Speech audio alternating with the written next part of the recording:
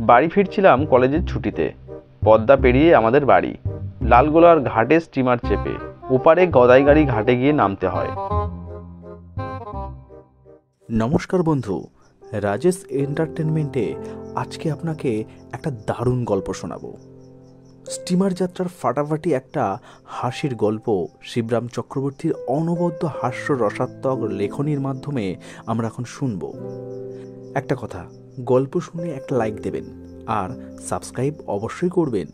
চলুন আজকে শুনি শিবরাম চক্রবর্তীর হাসির গল্প পদ্মা পাড়ি। ঘুম ভাঙতেই লাফিয়ে উঠেছে। ইস, বড্ড বেলা হয়ে গেল। স্টিমার ধরতে পারলে হয়। এখন পদ্মা পার হওয়া সহজ ব্যাপার না। আমার পদ্মা যাত্রা আর গঙ্গা যাত্রার মতোই প্রাণ নিয়ে টানাটানি। ভরসায় এই গদাইগাড়ি স্টিমারের গদাই লস্করি চাল। সকালে ছাড়বার বায়না থাকলেও শুনেছি সকাল সকাল কোনো দিনই সে ছাড়ে না। তাহলেও লাফিয়ে উঠলাম।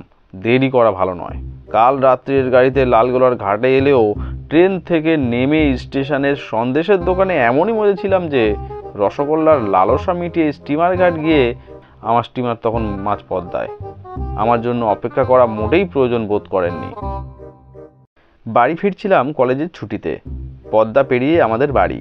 লালগোলার ঘাটে স্টিমার চেপে ওপারে গদাইগাড়ি ঘাটে গিয়ে নামতে হয়।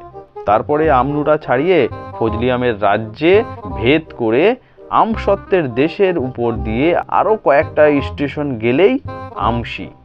আমশি থেকে আবার মাইল দশকের ধাক্কা, পয়দল কিংবা বাস চল, তারপরেই আমাদের চাঞ্চল।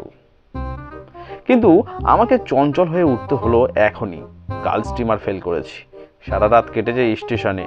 আজ যদি নিজেকে এখানে এনে ফেলতে হয় তাহলেই গেছি। ছুটলাম, সুটকেসটা গুছিয়ে নিয়েই ছুট দিলাম। কাল সারা রাত কেটেছে ওয়েটিং রুম আর সন্দেশের দোকানে ভাগাভাগি করে। পথে নামতেই সদালোপি মিঠাইওয়ালা বাধা দিল। বাবু, কোথায় চলেছেন এমন হন্যে হয়ে? গরম গরম পুরি ভাজা হয়েছে, খেয়ে যান। তোমার পুরি আমার মাথায় থাক, এই বলে আমি মাথা নাড়ি। যদি স্টিমার ধরতে চান তাহলে বলি। তাহলে স্টিমার এখনো দেরি আছে, এই তো? এই বলবে তো? কালো তুমি এই একই কথাই বলেছিলে। ওই বলে সারা রাত তোমার মিঠাই আর মশার কামড় খাইয়েছো, কিন্তু আর না। ওর কথায় কান না দিয়ে আমি পা বাড়াই। ঘাটের কিনারার কাছাকাছি পৌঁছে ওই যে আমার স্টিমার সামনেই খাড়া। ধরে আমার প্রাণ এলো এতক্ষণে। জেঠিতে স্টিমারে চারধারেই ভারী শোরগোল, ভয়ানক ভাড়া, বেজায় হইচই। এ খালাসি ডাকছে, ও খালাসিকে। স্টিমারও ডাকছে, কাকে তা বলা কঠিন, কিন্তু তার দারুণ ভোঁফায় কানে তালা বাঁধিয়ে দেয়। এত সহ হাঁকডাকের ভিতর শ্রীমতীর আর তর সইছে না, এই কথাটাই স্পষ্ট।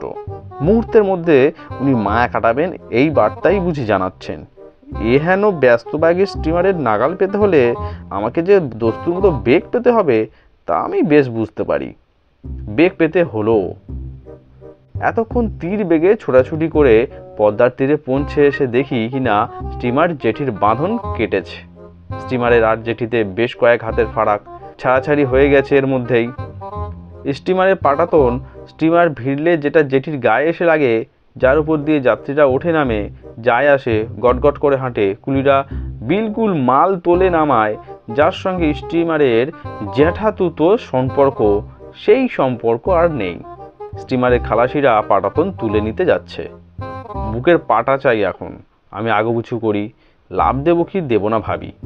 দেব কি দেব না, দেব কি দেব না, তারপর মারি লাফ। পড়ি গিয়ে পাটাতনের উপর পর্দার ভগ্নাংশ পার হয়ে। বসে পড়ি গিয়ে।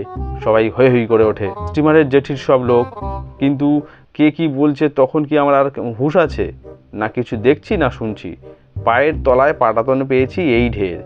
এক মুহূর্ত বসে থেকে তারপর আমি টলতে টলতে উঠে দাঁড়াই। সুটকেস তখনও আমার হাতে। তারপর আমার নজর পড়ে নিচের দিকে। বাবা, পাটাতনের তলদেশে থই থই জল। আবার আমি বসে পড়ি। পাটাতনের নিচে পদ্মার বিস্তার। উফ, আমার মাথা ঘুরতে থাকে। উপুর হয়ে পড়ি আমি পাটাতনের উপর। হামাগুড়ি দিয়ে হাঁটি। আস্তে আস্তে এগুতে থাকি, সুটকেস টানতে টানতে। হামাগুড়ি দিচ্ছি তো দিচ্ছি। স্টিমারের ডেক মনে হয় যেন মাইল দেড়েক দূরে। যাই হোক, যত দেরি হোক, গুড়ি মেরে মেরে তো পৌঁছালাম ডেকে।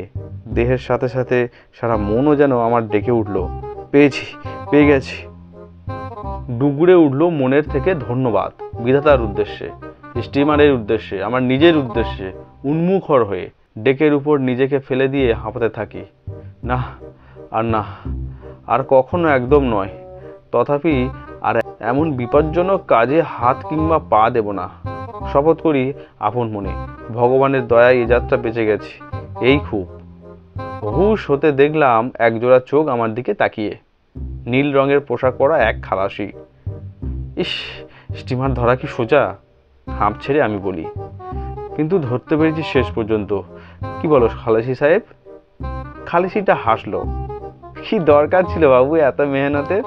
জাহাজ তো আমরা ভেড়াচ্ছিলাম জেটিতে, একটু বাদে এমনি হেঁটেই আসতেন, সবুর করলেই পারতেন একটু। খালাস করলো সে। হ্যাঁ, আমার খেয়াল হলো তখন, হ্যাঁ নাও তো হতে পারে। তুলছিল না, পাটা তো নামিয়ে জেটির গায়ে লাগানো হচ্ছিল। আমি বুঝতে পারলাম তখন, তাকিয়ে দেখলাম তাই বটে। গোদাগাড়ির স্টিমার আর লালগোলার ঘাটে সুনিবিড় আত্মীয়তা, জেটতুতো সম্পর্ক স্থাপিত হয়েছে ততক্ষণে। তাই বটে, গোদাগাড়ির যাত্রীদের নিয়ে স্টিমার এসে পৌঁছালো এই মাত্র।